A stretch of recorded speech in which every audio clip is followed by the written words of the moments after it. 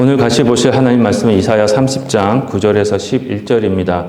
원래 오늘 말씀은 이사야서 30장을 다 읽었으면 좋겠는데 시간 관계상 9절부터 11절만 선택해서 읽도록 하겠습니다. 이사야서 30장 9절에서 11절입니다.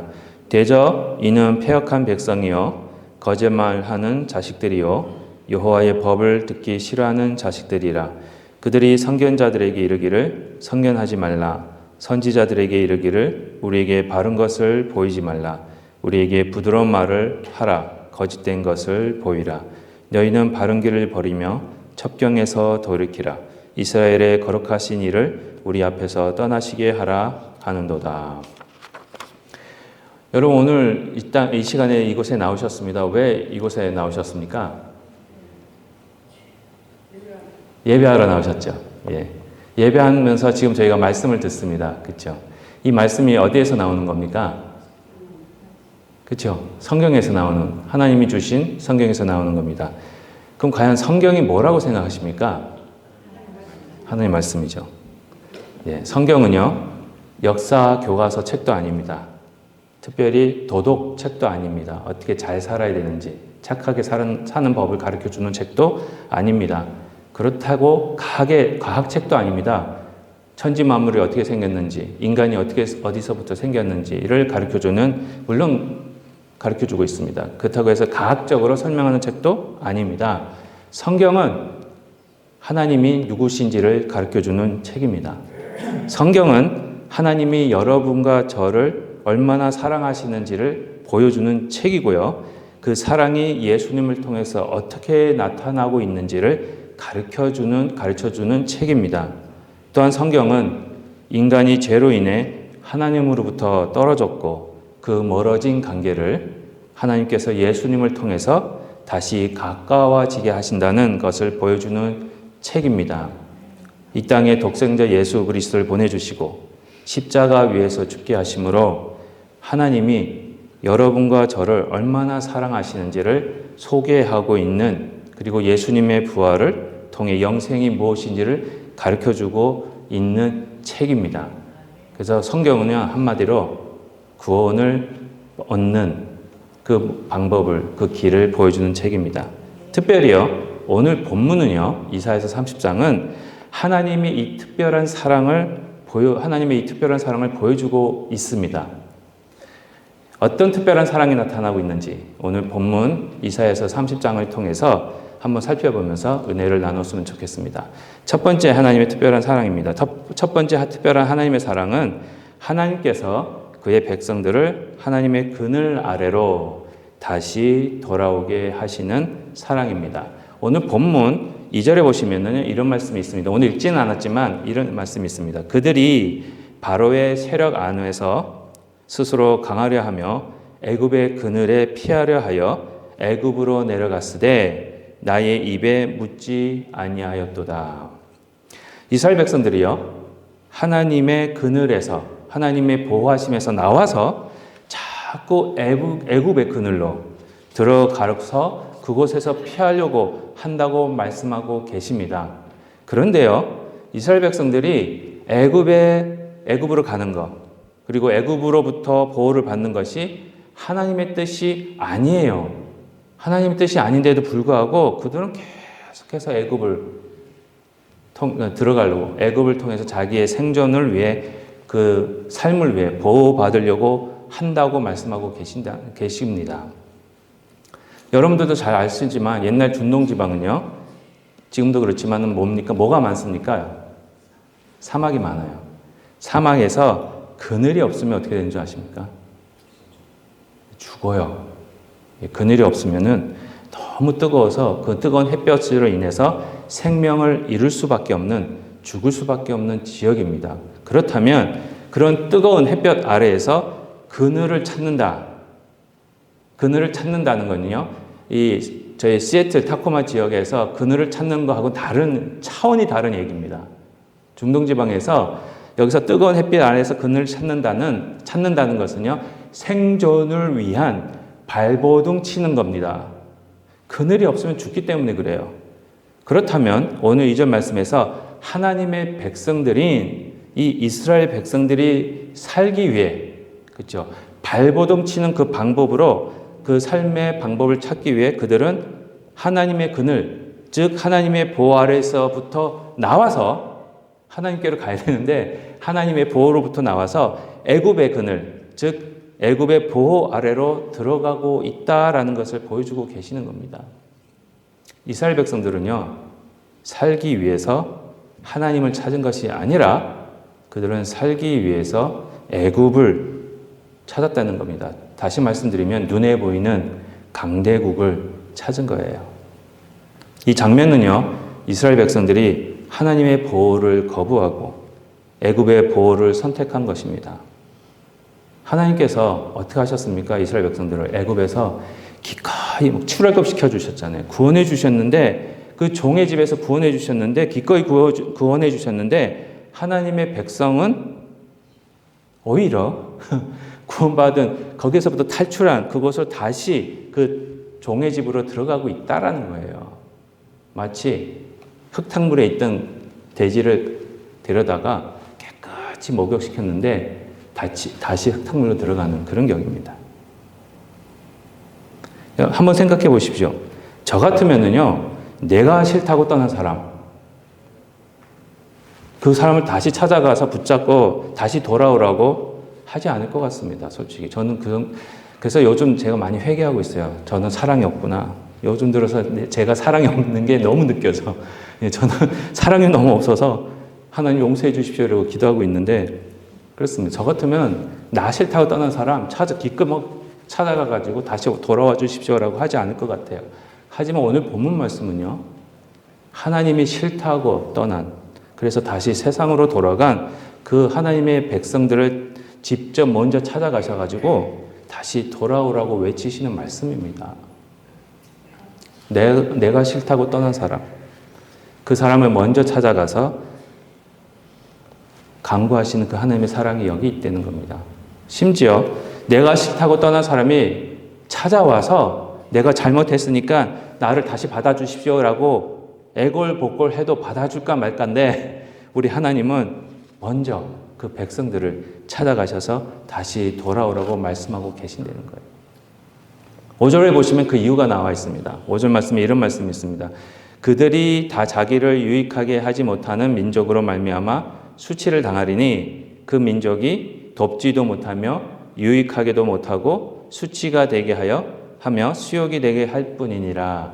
이 5절 말씀을 보시면은요, 하나님은 자기 백성들이 애굽으로 다시 돌아가 봐야 그 애굽 사람들에게서 수치만 당한다라고 말씀하시는 겁니다. 그 수치를 당하기 때문에 그 수치 당하는 모습을 도무지 볼 수 없으시기 때문에 하나님이 싫다고 떠난 백성들이지만 기어이 찾아가셔서 가지고 다시 돌아오라고 그러는 거예요. 거기 있어봐야 수치만 당하니까, 부끄러움만 당하니까 다시 와라 그렇게 말씀하시는 겁니다. 눈에 보이는 애굽을, 다시 말씀드리면 이 세상을 또는 다른 사람을 의지하고 그 세상으로부터, 그 사람들로부터 도움과 보호를 받으려고 해봐야 후에는 그 도움과 보호가 저희들에게 유익이 아니라 오히려 부끄러움으로 다가오기 때문에 그렇다라고 말씀하시는 겁니다. 저희 한국말에 이런 말이 있습니다. 믿는 도끼에 어떻게 됩니까? 발등 찍힌다. 여러분, 그게 무슨 말씀이에요? 이 믿는 도끼에 발등 찍힌다는 것이 너무나도 잘 표현해주고 있는 것 같아요. 이 세상과 다른 사람들을 믿고 의지하는 것이 얼마나 어리석은지, 그렇죠? 그 얼마나 어리석은지, 그 어리석은 일인지를 알려주고 있는 겁니다. 사람은요, 그렇죠? 교회 안에서도 그렇습니다. 목사는요, 의지의 대상이 아닙니다. 그렇다고 해서 제가 싫다는 게 아닙니다. 의지하셔도 괜찮습니다. 근데 의지의 대상이 아니면 사람들끼리는 이 세상은요, 의지하고 거기서 뭔가 보호를 받고 거기서 뭔가 이렇게 도움을 받으려고 하는 그런 대상이 아니라 어떤 대상이냐 하면 성경은 말씀하시기를 너의 이웃을, 그렇죠, 사랑의 대상이지 의지하고 도움받고 거기로부터 뭔가를 받아내려는 기대의 대상이 아닙니다. 자꾸 기대하고 의지하니까 실망만 나오죠. 그 사람한테서 상처만 받죠. 그렇죠? 사랑해 보십시오. 예. 사람은 서로는 인간들끼리는 사랑의 대상이지 의지하고 기대하고 뭐 도움을 받으려고 기다리는 대상이 아닙니다. 그럼 왜 이 세상을 그리고 사람들을 의지하는 것이 그렇게 그 그늘로 보호 아래로 들어가는 것이 어리석고 수치스러운 일일까? 그렇죠? 한번 그늘을 여기 오늘 말씀에는 그늘이라고 말씀하고 있습니다. 이 세상과 다른 사람들의 그늘로 들어간다. 하나님의 그늘로 들어간다. 이렇게 얘기를 하는데 그늘은요. 우리 이 세상에 보이는 그늘은 결국에는 어떻게 됩니까? 예? 그렇죠. 쉽게 변하고 사라지는 거예요. 어느 물체나 사람에게서 그늘이 생깁니다. 그렇죠. 그 그늘이 생기는데 그 그늘이 어떻게 생깁니까? 나의 그늘이 있어요. 나의 그늘. 물론 이제 상징적인 표현이긴 하지만 어느 물체의 그늘 속으로 들어가든지 사람의 그늘로 들어간다든지 나무 그늘로 들어간다든지 했을 때 그 그늘이 어떻게 생기는 겁니까? 너무 어렵나요? 질문이? 나무 그늘이 어떻게 생겨요? 그렇죠. 햇빛 때문에 그렇습니다. 이 세상의 모든 것은요. 빛을 받으면 그늘이 생겨요. 그걸 저희들이 뭐라고 부릅니까? 그 그늘도. 예? 그림자. 그렇죠. 나무의 그늘이, 나무의 그림자가 항상 똑같이 거기에 있습니까? 변하잖아요. 그렇죠. 왜 변합니까? 왜 변해요? 저희 그림자가 움직입니까? 안 움직입니까? 나무 그늘이 움직여요? 안 움직여요? 왜 움직여요? 그렇죠. 햇빛이 움직이니까 변하는 거예요. 시시때때로 아침과 점심 그리고 저녁이 그늘이 바뀌고요. 마침내 그 그늘은 없어집니다. 그래서 이게 의지할 게 아니에요. 시간마다 변하고 화장실 갈 때 마음이랑 죄송합니다. 이런 표현을 써서 우리 인간이요. 이 세상에 그렇습니다. 화장실 갈 때 마음이랑 화장실에서 나올 때 마음이 같습니까? 다릅니까? 여기서 같다고 생각하시는 분. 나는 항상 화장실 가기 전이나 오고 화장실 갔다 왔을 때 마음이 똑같아 라고 생각하시는 분. 없잖아요. 없잖아요. 변합니다. 그렇죠? 결국엔 없어질 이 세상의 그늘, 그렇죠? 그 보호를 의지하니까 결국엔 수치로 다가오는 것밖에 안 된다는 겁니다. 하지만 우리 하나님은 변하지 않으십니다. 야고보서 1장 17절에 이런 말씀이 있습니다. 야고보서 1장 17절에 온갖 좋은 은사와 온전한 선물이 다 위로부터 빛들의 아버지께로부터, 그렇죠? 빛이에요. 예로오나니 그는 변함도 없으시고 회전하는 그림자도 없으시니라. 모든 것은 빛을 받아 그늘을 만들지만 우리 하나님 자신이 빛이시기 때문에 그늘이 없는 거예요. 그 말은 하나님은 회전하는 그림자, 변하는 그림자, 그늘이 없으시다라고 하는 말은 변화가 없으신 우리 하나님이시기에 하나님의 보호하심만이 변화 없이 주어지는 것입니다. 그래서 시편 36편 7절에 이런 말씀이 또 있습니다. 하나님이여 주의 인자하심이 어찌 그리 보배로우신지요. 사람들이 주의 날개 그늘 아래에 피하나이다. 왜요? 그 그늘에 피하는 것이 변함이 없고 우리의 구원을 이루시는 것임을 알리고 계시기 때문에 그렇습니다. 지금도 저희에게 이와 같이 변함없으신 하나님은 사랑을 주고 계십니다. 하나님이 싫다고 떠난 자들에게 하나님의 사람들을 보내셔서 다시 돌아오라고 기어이 예수님까지 보내셔서 다시 돌아오라고 말씀하고 계십니다.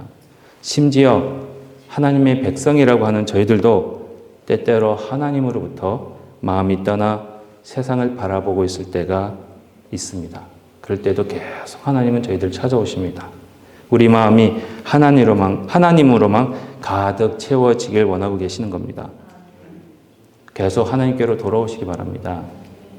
하나님의 보호 아래로 들어오시기 바랍니다. 우리의 마음을 예수님으로만 가득 채우시기 바랍니다.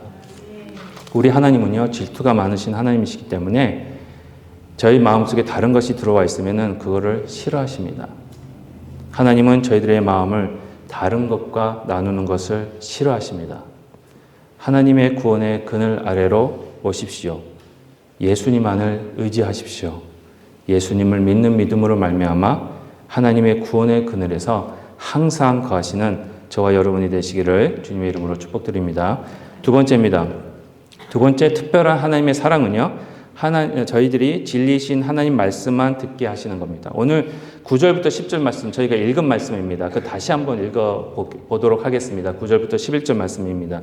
대저 이는 패역한 백성이요 거짓말하는 자식들이요 여호와의 법을 듣기 싫어하는 자식들이라. 그들이 선견자들에게 이르기를 선견하지 말라. 선지자들에게 이르기를 우리에게 바른 것을 보이지 말라. 우리에게 부드러운 말을 하라. 거짓된 것을 보이라. 너희는 바른 길을 버리며 첩경에서 돌이키라. 이스라엘의 거룩하신 이를 우리 앞에서 떠나시게 하라 하는도다. 이 9절부터 11절까지 말씀에 하나님의 백성들이 하나님의 말씀을 듣기 싫어하고 있음을 보여주고 계십니다. 더욱이 이스라엘 백성들이 하나님의 택하신 백성인데도 불구하고 그들이 선지자들에게 뭐라고 그러냐면 진리를 말하지 말고 부드러운 말만 하라라고 요구하고 있습니다. 다시 말씀드리면요, 진리가요 때때로 저희들에게 도전도 주고 마음도 찔리게 하고 불편하기도 합니다. 그런 말씀은 하지 말라는 거예요. 듣기 좋은 말만 해달라는 거예요. 지금으로 말씀드리면 목사님, 쉬운 말만 해주십시오. 재미있는 말만 해주십시오. 듣기 좋은 말만 해주십시오. 이렇게 요구한다는 거예요. 아직까지 저희 교회는 그렇게 요구하신 분들은 없습니다. 이스라엘 백성들이 죄를 짓고 있는데도 잘 살고 있다 라는 말만 듣기 원한다는 겁니다. 그들이 죄인인데도 선민이기 때문에 죄인인데도 불구하고 선민이기 때문에 하나님이 절대로 심판하지 않으실 거야 라고 그런 말만 듣기 원한다는 겁니다. 이스라엘 백성들이 심판을 죄 때문에 죽음을 맞아 죽을 수밖에 없는데 너희들은 죽지 않을 거야 라고 얘기한다는 거예요. 그것만 원한다는 겁니다. 앞으로 평안할 거야. 이제 앞으로 성공할 거야. 이 모든 것. 이런 이야기만 잘 될 거야 라는 이야기만 듣고 싶어 한다는 거예요. 너의 잘못이 아니야. 걱정 마. 그런 얘기만 듣고 싶어 한다는 거예요. 이 모습은 구약시대 이스라엘 백성들에게만 한정된 이야기가 아닙니다. 신약성경 디모데후서 4장 3절과 4절에 이런 말씀이 있습니다. 때가 이르니 사람이 바른 교훈을 받지 아니하며 기가 가려워서 자기의 사욕을 따를 스승을 많이 두고 또 귀를 진리에서 돌이켜 허탄한 이야기를 따르리라. 똑같습니다. 그렇죠? 이 말씀에 의하면요, 이럴 때가 온다고 그럽니다. 어떤 때냐? 어떤 때인가 하면요, 바른 가르침을 받기 싫어하고 듣고 싶은 이야기만 들으려고 하고 자기 귀에 듣긴 좋은 말을 하는 자들만 따라다니는, 그러므로 진리에서 멀어지고 텅텅 비어있는 말만 따르는 그런 자들이 가득 채워지는 시기가 온다는 겁니다. 나의 길을 시원하게 해주는 말, 그리고 나를 만족시켜주는 말, 그런 말만 듣기 원하는 때가 온다는 겁니다, 여러분. 그 때가 언제입니까? 저는 지금이라고 생각해요. 죄송합니다. 요즘 미국 교회나 한국 교회나 다 그렇지는 않습니다. 그렇죠? 그런 건 아닙니다. 하지만 너무 기복주의적인 말씀만 듣기 원해요. 너무 성공 중심적인 말씀만 듣기 원하고 있습니다. 너무 예수님 없이 도덕주의적인 말씀만 듣기 원해요. 그리고 너무 나의 기분이 좋아지게 하는 말씀만 듣기 원해요. 나의 마음의 변화가 아니라 나의 마음에 감동만 주는 말씀만 듣기 원해요. 감동, 오늘 은혜 받았습니다. 그 은혜 받은 거 아닙니다. 변화가 없으면. 은혜는 변화를 불러일으킵니다. 근데 변화 없는 은혜는 그냥 감동이에요. 여기서 저도 죄는 아닙니다. 이 설교 말씀 준비하면서 너무 하나님 앞에 죄송해서 정말 설교하고 말씀을 가르치는 자로서 하나님 앞에서 너무너무 두려운 일이에요. 그렇죠? 제가 여러분들한테 여러분들이 듣기 좋은 소리만 하고 있는 건 아닌지, 여러분들 귀에 듣기 좋은 말씀만 전하고 있지는 않은지 정말 두렵습니다. 진짜. 한번 생각해 보십시오. 여러분들의 자녀가 편식을 한다고 생각해 보십시오. 입에 맛있는 음식만 먹고 맛없는 브로콜리나 파나 야채 등을 먹지 않는다면 여러분 어떻게 하시겠습니까? 다른 사람의 자녀면은 솔직히 신경 안 쓰여요. 그렇죠? 걔가 그렇게 먹든 말든. 그렇죠? 근데 여러분들의 자녀가 편식을 한다면 여러분들은 어떻게 하겠습니까? 어떻게 하세요? 왜 강제로 먹이십니까? 진짜 먹는 자유가 없어. 우리 집에 먹는 자유를 달라. 먹고 싶은 거를 먹게. 왜 그렇게 하십니까, 여러분? 편식을 하는데 자녀가 나에게 먹는 자유를 달라 프로테스트를 해도 계속 억지로 먹이시는 이유가 뭐예요? 그렇죠. 그렇게 잘하시는 분들이 왜 말씀에는 편식을 하십니까? 오늘 9절부터 10절까지 말씀이 이런 하나님의 마음을 잘 보여주고 계세요.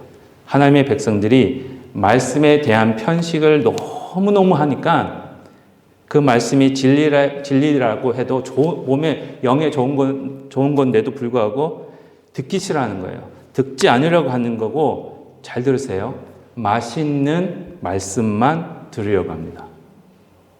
맛있는 말씀만 먹으려고 해요. 그것을 지적하시면서 듣기 싫어도 듣는 것이 힘들어도 비록 맛은 없어도 진리가 되기 때문에 하나님 말씀을 들으라고 말씀하고 계시는 겁니다. 그게 하나님의 사랑이에요. 편식하는 자녀는 그 몸이 건강해질 수가 없습니다. 그리고 힘을 쓸 수가 없습니다. 말씀도 똑같습니다, 여러분.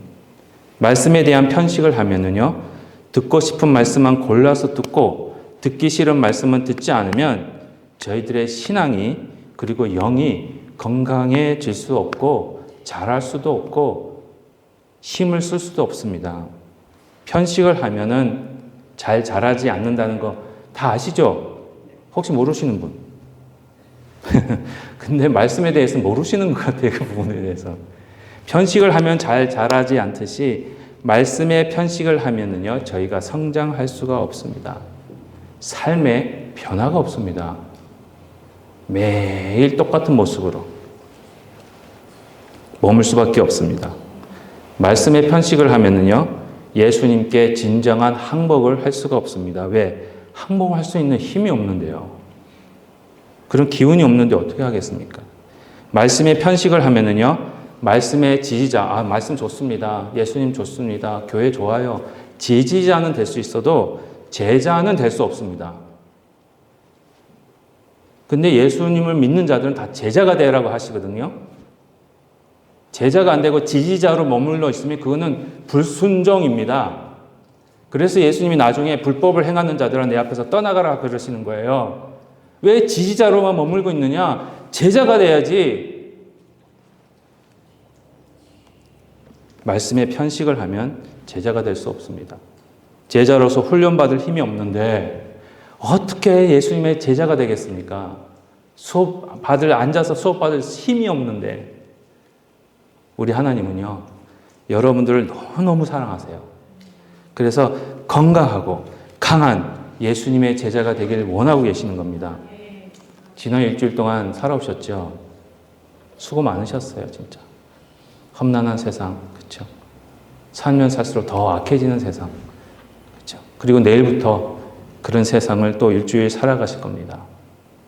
이 일주일 동안 세상에서 살 때, 세상에서 받는 모든 공격에서부터, 그렇죠? 상처를 받지 않고 넘어지지 않기 위해서는 말씀에 편식을 하시면 안 됩니다. 말씀에 편식을 하는 학생들은요, 가다가 누가 툭 부딪혀도 어떻게 됩니까? 푸식푸식 쓰러져요. 그래서 저희가 세상 살아갈 때 잘 쓰러지는 거예요. 시험도 잘 받고요. 시험에도 잘 듣고요. 세상에 나가야 그냥 조금만 들어도 상처받고요. 아프고 넘어지는 거예요. 건강해야 되는데. 말씀을 골라서 듣고 이해하고 해석하기 때문에 골라서 그렇게 이해하기 때문에 힘이 없어서 쉽게 세상에서 상처받고 넘어지고 하는 겁니다. 말씀으로 단단하게 무장하고 있으면요, 아무리 저희 삶 속에서 안 좋은 일이 와도 그 일들을 통해서 해결하시는 하나님의 손길을 보고 있어요. 그렇기 때문에 항상 기뻐하고 범사에 감사할 수 있는 겁니다. 그런데 저희는 너무 반대로 살고 있어요. 세상을 향해서는 약하고 부드러운 마음을 가지고 있습니다. 그래서 세상이 와서 조금만 푹 건드려도 푸식푸식 넘어져요. 너무 잘 넘어져요. 너무 상처 잘 받아요. 하지만 말씀을 향해서는요, 너무 단단한 마음을 가지고 있기 때문에 아무리 진리의 말씀을 던져도 팅팅 튕겨나가. 그런데 우리 하나님은요, 반대로 저희들이 말씀에 대해서는 부드러운 마음을 갖게 하십니다. 그래야 말씀을 향해 부드러운 마음을 가지고 있어야 그 말씀이 맛이 없어도 우리 마음 안에 심겨줄 수 있는 거예요. 그래서 열매가 맺히면서 우리를 성장하게 하시고 그 말씀이 인도하시는 대로 갈 수 있는 겁니다. 이 부드러운 마음으로 말씀을 듣고 순종할 때에 저희 마음은 세상을 향해서는 어떻게 되는지 아십니까? 단단해져요. 그래서 세상에 어떤 유혹을 주고 어떤 상처되는 말을 하고 어떤 일들이 일어나도 그 유혹과 상처들을 떨쳐버리고 툭툭 털고 일어나서 승리하면서 감사하면서 예수님의 제자로 살아갈 수 있는 겁니다. 말씀을 골고루 섭취하셔서 이 세상을 강하고 담대함으로 승리하시는, 그래서 하나님이 그걸 원하고 계시는 그런 제자의 모습이 되시기를 주님의 이름으로 축복드립니다. 마지막입니다. 세 번째, 특별한 하나님의 사랑은 저희들을 회개와 휴식으로 인도하시는 겁니다. 진정한 휴식은요, 진정한 회개 없이는 불가능합니다. 오늘 본문 말씀인 15절에 보시면요, 이런 말씀이 있습니다. 주 여호와 이스라엘의 거룩하신 이가 이같이 말씀하시되 너희가 돌이켜 조용히 있어야 구원을 얻을 것이요 잠잠하고 신뢰하여야 힘을 얻을 것이여늘 너희가 원하지 아니하고. 이 말씀에서요, 너희가 돌이켜 조용히 있어야 구원을 얻을 것이요 라는 말씀이 있습니다. 여기서 돌이켜라는 것은 회개라는 말씀입니다. 그렇죠? 조용히 있어라는 것은 휴식을 노합니다. 히브리어 그 단어로 휴식이 조용히 있어라 하는 게 노합니다. 노아에서 온 얘기예요. 그러니까 노아라는 뜻이 휴식하다, 쉬다라는 뜻입니다. 우리 하나님은 당신의 백성들이 힘들게 사는 것을 원하지 않습니다, 여러분. 결코 우리 하나님 그런 하나님 아니에요. 하나님께로 와서 하나님과 함께 살 때 주어지는 평안과 참된 휴식을 누리길 원하고 계십니다. 그러나 진정한 휴식은요, 회개 없이는 불가능합니다. 회개가 뭡니까? 유턴이에요, 유턴. 여러분들이 차를 운전하고 가시는데 반대 방향으로 가고 있음을 깨달으시면 여러분 어떻게 하십니까? 유턴. 그겁니다. 차를 유턴시켜서 올바른 방향으로 가게 하듯이 저희가 다른 잘못된 방향으로 가고 있을 때 다시 돌아와서 하나님께로 돌아가는 것이 회개입니다. 자기를 의지하고 자기를 즐겁게 하는 것에서부터 하나님을 의지하고 하나님을 즐겁게 하는 방향으로 유턴하는 겁니다. 하나님은 저희들이 올바른 방향으로 가길 원하고 계십니다. 저희 몸만 올바로 가는 게 아니라 저희 생각도, 저희 영혼도, 저희들의 행동도 모든 것이 변하는 것을 회개라고 합니다. 회개의 열매입니다, 그게. 앞에서도 저희들이 살펴봤듯이 말씀의 편식이 있으면 그게 안 됩니다. 말씀의 편식 없이 진리의 말씀을 계속 섭취할 때에 저희들의 모든 것이 변화될 수 있는 겁니다. 하나님의 말씀으로 저희들의 마음이, 영이, 그리고 행동이 변화될 수 있는 이유가 바로 하나님의 말씀만이 저와 여러분들의 주인을 바꾸시기 때문에 그렇습니다. 회개란 방향이 바뀌는 건데요. 방향이 바뀌었다라는 의미는 주인이 바뀌었다는 겁니다. 세상을 주인으로 섬기던 저희들이 예수님을 주인으로 섬기는 자로 변화하는 겁니다. 세상을 주인으로 섬기면서 그 방향으로 가던 저희들이 예수님을 주인으로 섬기게 되면서 저희 방향이 예수님 쪽으로 바뀌게 되는 거예요. 방향이 바뀔 뿐만 아니라 우리 삶 속에 있어서 우리 예수님만이 오직 한 분만이 주인이 되게 하시는 겁니다. 이것이 진정한 회개입니다. 저희들은 두 주인을 섬길 수 없습니다. 다 아시듯이. 그렇죠? 그래서 마태복음 6장 24절에 이런 말씀이 있습니다. 한 사람이 두 주인을 섬기지 못할 것이니 혹 이를 미워하고 저를 사랑하거나 혹 이를 중히 여기고 저를 경히 여김이라 너희가 하나님과 죄물을 겸하여 섬기지 못하느니라. 지금도 우리 하나님은요, 저희가 예수님만을 주인으로 섬기길 원하고 계시고 그 길로 인도하시길 원하시면서 회개를 요구하시고 회개하게 하시고 또 그런 마음으로 저희들에게 말씀을 주고 계시는 것입니다. 예수님을 쫓으면서 세상도 쫓아가고 싶어하는 그 마음을 온전히 제거하길 원하고 계시는 겁니다. 하나만 선택하십시오. 두 마리 토끼 못 잡습니다. 하나만 선택하십시오. 신앙은요, 선택입니다. 순간의 선택이 몇 년을 좌우합니까? 평생을 좌우합니다. 영생을 좌우합니다. 그렇죠?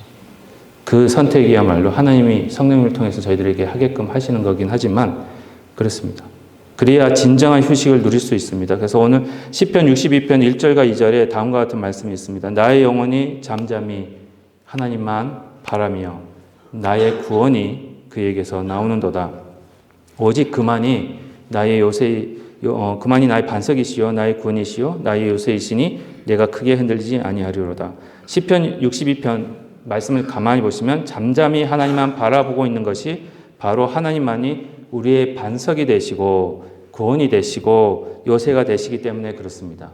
반석, 구원, 요새. 이 무슨 뜻입니까? 여러분, 반석 위에 있으면 어떻게 됩니까? 흔들리지 않습니다. 불안하지 않다라는 거예요. 구원을 받으면 죽음이 무섭지 않아요. 요새 안에 있으면 평안합니다. 한번 세 가지를 생각해 보십시오. 이것이 바로 진정한 휴식이에요. 불안한 마음이 없고 죽음이 무섭지 않고 평안만 있으면 진정한 휴식을 소유하고 있는 겁니다.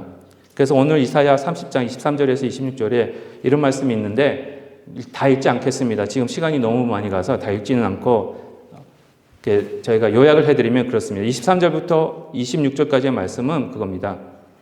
땅이 먹을 것을 내고 곡식이 풍성하고 기름지게 되고 그 다음에 개울과 시냇물이 흐르고 상처가 싸매어지고 맞은 자리가 고침을 받고 달빛은 햇빛같이 밝게 빛나고 햇빛도 7배가 더 밝게 비춰지는 거.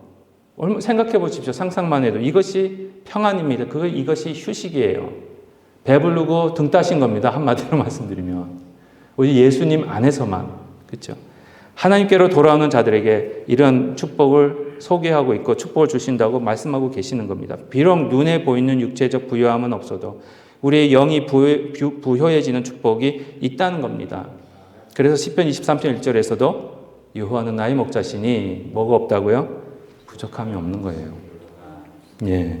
하나님만 계시면, 우리 예수님만 계시면 저희들에겐 부족함이 없습니다. 다시 안 믿으시는 것 같아요. 제발 좀 믿어주세요. 진짜 하나님만 계시면, 예수님만 계시면 저희들에게 부족함이 있습니까? 없습니까? 없습니다. 감사합니다. 예수님만 믿으세요. 제발. 정말 너무 가슴이 아파요.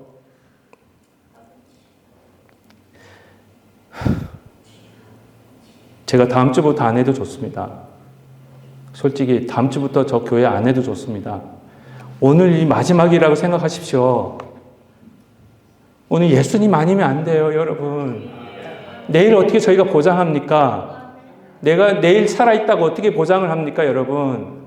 오늘이 마지막 기회일 수 있어요. 결론적으로 말씀드리겠습니다. 집사님 다 건너뛸게요. 결론적으로 말씀드리겠습니다. 오늘 말씀인 이사야 30장을 통해서 하나님의 특별한 사랑을 보여주고 계십니다. 지금도 하나님의 날개와 그늘로 들어오게 하시는 하나님의 사랑입니다. 이 세상은 다 편합니다, 여러분. 믿는 도끼에 발등 찍히기 싫으시죠? 그러면 예수님께로 나오십시오. 하나님의 말씀을 그리고 그 말씀의 진리를 사모하십시오. 비록 그 말씀이 감동만 주고 나를 변화시키지 않는 그런 말씀이 아니라 변화시키는데 쉬운 게 없습니다. 솔직히 나의 삶이 변하는데 쉽게 될 리가 없죠. 그래서 나를 힘들게 하고 어렵게 한다 해도 그 말씀만 붙잡으십시오. 그 말씀이 하나님의 사랑을 잘 보여주고 있기 때문에 그렇습니다. 미워하는 자에게는 떡 하나 더 주고 사랑하는 자에게는 매를 준다는 거죠. 올바른 길로 인도하시는 하나님의 말씀이 있기에 저희가 생명의 길로 갈 수 있는 겁니다. 지금도 우리 하나님은 회개와 진정한 휴식으로 이끄시는 하나님의 사랑이 있습니다. 예수님 안에서만 진정한 평안과 기쁨 그리고 감사를 누리게 합니다. 이런 하나님의 사랑을 매일 받고 사시는 저와 여러분이 되시기를 기도합니다. 기도하시겠습니다.